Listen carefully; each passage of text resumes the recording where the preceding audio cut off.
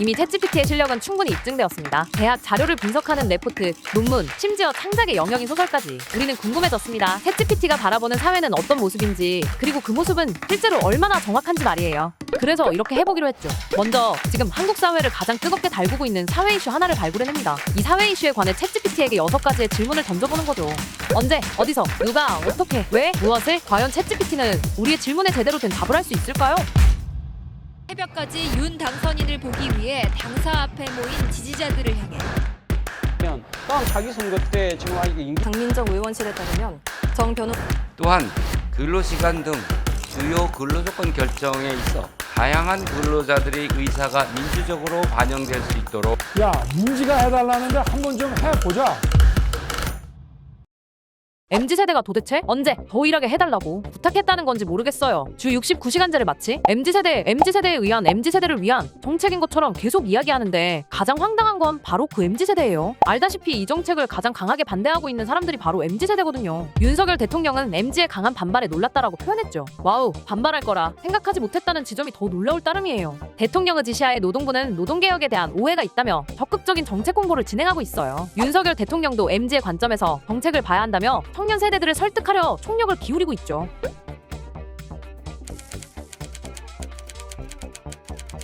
세계적으로 노동시간에 대한 논의는 19세기 이래부터 진행되어 왔습니다. 19세기 말까지는 일주일에 60시간 이상을 일하는 것이 일반적이었으며 노동자들은 과로와 위험한 환경에서 일하며 매우 낮은 임금을 받았습니다. 이후 20세기에 들어서는 국가들이 노동시간 규제에 대해 법적으로 개입하기 시작했습니다. 1919년 국제노동기구가 설립되어 국제적인 노동기준을 제정하고 이후 각 국가에서도 노동시간을 규제하는 법률이 제정되기 시작했습니다. 하지만 여전히 각 국가별로 노동시간 규제에 대한 차이가 존재하고 있습니다. 약간 좀 현타 오는 내용이네. 19세기 말까지 60시간 이상을 일했다니. 우린 21세기의 대통령이 큰 선심 쓰듯이 60시간까지 일하라고 하는데 하루 8시간 근무는 놀랍게도 1817년에 처음 등장했어. 영국의 사회주의와 협동조합 운동의 창시자인 로버트 오웬이 주장했었지. 그는 8시간 노동, 8시간 재충전, 8시간 휴식이 삶의 모토였다고 전해지고 있거든.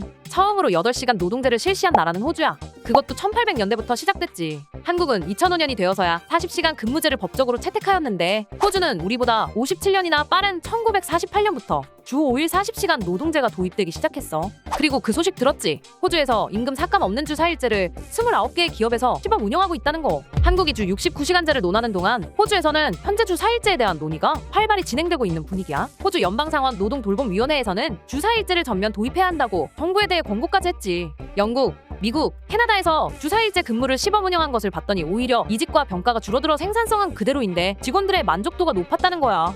와, 연구 과정에서 건강 관련 자문 담당인 보건 전문가를 싹 빼고 주 69시간제를 권고했던 우리나라와는 너무 비교되지 않아?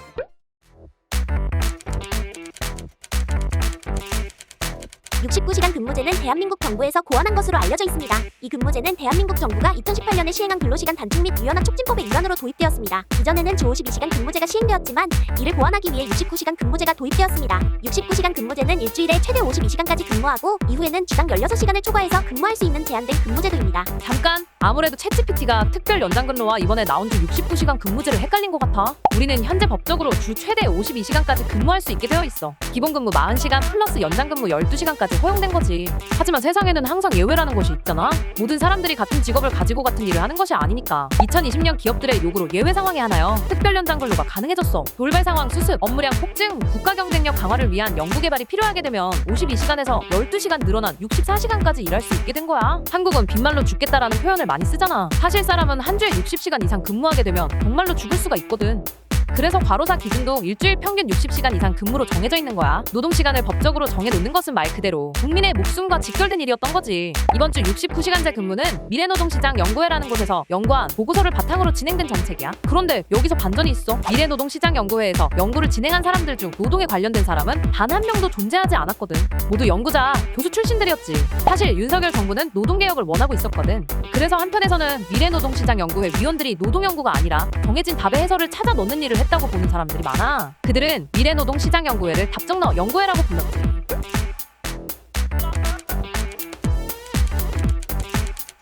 한 주에 69시간 일하는 근로자는 매우 과도한 근무량으로 대부분의 근로자들은 이를 바라보지 않을 것입니다. 일주일에 69시간 이상 일하는 것은 신체적, 정신적으로 매우 힘든 일이기 때문입니다. 그러나 일부 기업들은 생산성 향상을 목적으로 69시간 근무제를 지지하기도 합니다. 이들은 근로시간을 길게 하면 일일 단위로 생산성이 증가하고 공장 등 생산시설의 운영 비용을 줄일 수 있기 때문입니다. 하지만 대한민국 정부는 근로자들의 건강과 안녕을 보호하기 위해 52시간 근무제를 시행하고 그 이후 69시간 근무제는 유연근로제로 근로자들이 자유롭게 선택할 수 있도록 하기로 결정하였습니다. 따라서 대다수 근로자들은 69시간 근무제에 대해 반대할 것으로 예상됩니다.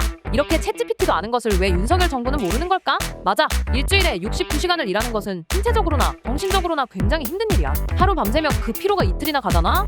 이게 다른 것도 아니고 고용노동부에서 만든 주 69시간제 근무 시간표거든? 14일 중 12일을 하루 온종일 회사에 있는데 도대체 어떻게 휴가를 가라는 거야? 이건 휴가가 아니라 병원을 가야지. 집에 누워서 요양을 하거나. 그리고 이것도 고용노동부에서 올린 현행주 52시간제 근무표인데 도대체 우리 언제부터 주 6일 출근했어? 이상하다? 나만 토요일에 쉬었던 거야? 고용노동부는 그동안 주 6일 출근을 하고 있었던 걸까? 아무리 봐도 근로자에게는 손해일 수밖에 없는 이 정책 누가 좋아할 것 같아? 맞아. 챗GPT의 말대로 경영계는 주 69시간제에 대해 쌍수를 들려 환영하는 분위기야. 전국경제인연합회 대한상공회 의소에서는 일제 입원 정책이 업무 효율과 생산성을 향상시킬 것이라며 긍정적인 입장을 취하고 있어. 자, 객관적으로 생각했을 때 사장이 좋아하고 직원이 싫어하는 정책은 누굴 위한 정책이다?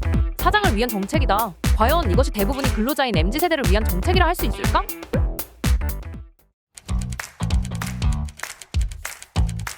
정부가 발표한 정책에 대해 국민들이 반발하는 경우 정부는 국민의 의견을 적극적으로 수용하고 반영해야 합니다. 1. 청문회나 토론회 등 다양한 의견 수렴 방법을 통해 국민들의 의견을 수렴합니다. 2. 수렴된 의견들을 분석하여 문제점과 개선점을 도출합니다. 3. 문제점을 개선하기 위한 대안을 마련하고 이를 국민들에게 설명합니다. 4. 대안을 구체화하여 재발표하고 다시 국민들의 의견을 수렴합니다. 5. 최종적으로 국민들이 합당하게 인정할 수 있는 형태로 정책을 수정하고 시행합니다. 정책에 대한 반발이 거세다 정부에서도 움직임을 보였어. 일단 윤석열 대통령부터 말을 바꿨지.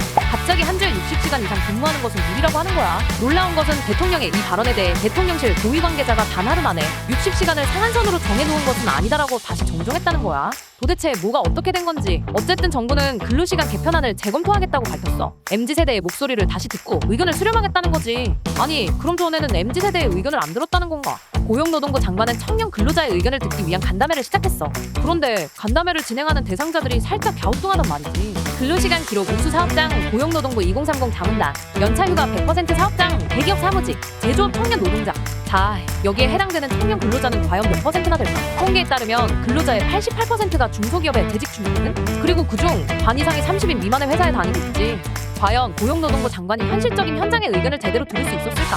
아, 제조업 청년 노동자가 있으니 괜찮았을 거라고? 미안하지만 대한상공회의가 진행한 설문조사에서 주 60시간 이상 근로할 것이라고 응답한 사람들 중 90.7%가 제조업에 종사하고 있었어. 기억하지? 윤석열 대통령은 근무시간 상한선을 개인적으로 60시간까지 생각하고 있었다고. 이들은 이미 60시간 근무제에 우호적일 수 있는 사람들이란 거야. 혹시 청년 유니언에 대해 들어본 적 있어? 만 15에서 39세 청년이라면 누구든지 가입할 수 있는 노동조합이야. 업종이나 고용 형태, 취업 여부에 상관없이 활동할 수 있기 때문에 그만큼 다양한 의견들을 들을 수 있는 것이지.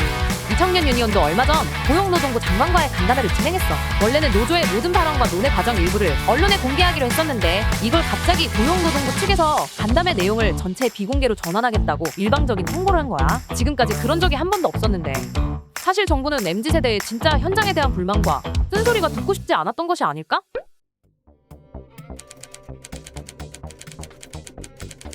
저는 그러한 정보를 직접적으로 알지 못합니다. 일반적으로 MZ세대는 새로운 기술과 플랫폼의 발전으로 더 급격한 변화와 경쟁적인 환경에서 일하고 있으며 경력 개발과 창업 등의 높은 성취감을 추구하는 경향이 있습니다. 이러한 특징으로 인해 MZ세대는 높은 업무 열정과 성과 지향적인 면이 있기 때문에 이를 더욱 열심히 하고자 하는 욕구가 있을 수 있습니다. 하지만 이는 모든 MZ세대가 그렇다는 것은 아니며 근로시간 및 근로조건 등에 대한 적절한 보호와 규제가 필요한 문제입니다. MZ세대의 일하는 문화를 이해하고 적극적으로 수용하는 것은 중요하지만 그들의 권익과 건강을 보호하는 것 또한 중요합니다. 따라서 일반적으로 MZ세대는 오랜 시간 동안 많이 일하고 싶어하는 것은 아니라고 할 수 있습니다. 윤석열 대통령은 대선 때부터 120시간 근무 발언으로 큰 파장을 일으켰어.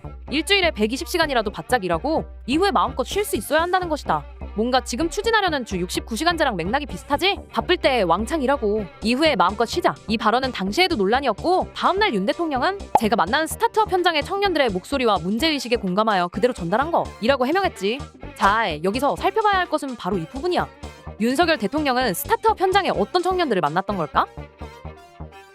이 사람들이 그 당시 윤석열 대통령과 만나 이야기를 나눴던 스타트업 청년들이야. 청년이긴 청년인데 기업을 경영하는 대표 청년들이었지. 유일하게 대표가 아니었던 박경혜 변호사는 윤석열 대통령과의 만남에서 이런 말을 했어. 사업하는 분들을 범죄자로 안 만드셨으면 좋겠다. 주 52시간제도 걱정되는데 위반하면 형사처벌된다. 대표님이 잡혀가면 스타트업이 돌아가지 않는다. 이제 슬슬 감이 잡히지? 왜 MZ세대를 위해 만들었다는 노동개혁을 근로자가 아니라 사용자가 더 반겼는지 말이야. 주 69시간제는 처음부터 일하는 사람을 위해서 만든 제도가 아니었던 거야.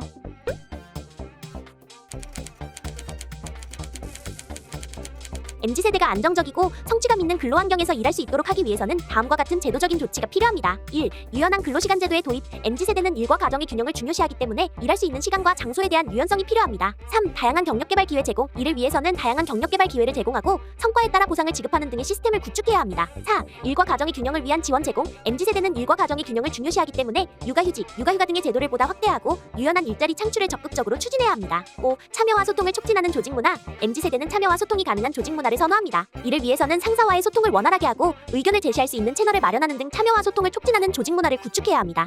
간만에 GPT가 구구절절 맞는 이야기만 하네. MZ는 그 어떤 세대보다 워라밸을 중요하게 생각하고 있어. 일과 삶의 균형을 통해 자기개발과 행복한 일상을 추구하고 싶은 거지. 자기개발이 삶의 중요 요소 중 하나라는 것은 그만큼 MZ세대가 성장 욕구가 크다는 뜻이기도 해. MZ세대는 이번 노동개혁안이 일상과 업무의 균형을 깨뜨려버리고 사람을 기계 부품처럼 소모시키는 정책이라 느끼고 있어. 만약 정말로 MZ세대를 생각한다면 주 69시간제는 재검토가 아니라 폐기의 수순을 밟아야 하는 것이 맞지 않을까. 자, 이렇게 오늘은 노동개혁에 대해 챗GPT의 응답을 팩트체크해봤어. 결론을 세 줄 요약으로 정리해보자면 1. 윤 정부의 노동개혁은 근로자가 아니라 사용자에게 환영받는 중. 2. MZ세대를 위한 정책이라면서 MZ세대 의견은 안 듣고 있음. 3. 주 69시간제 정책. MZ세대가 제일 싫어함.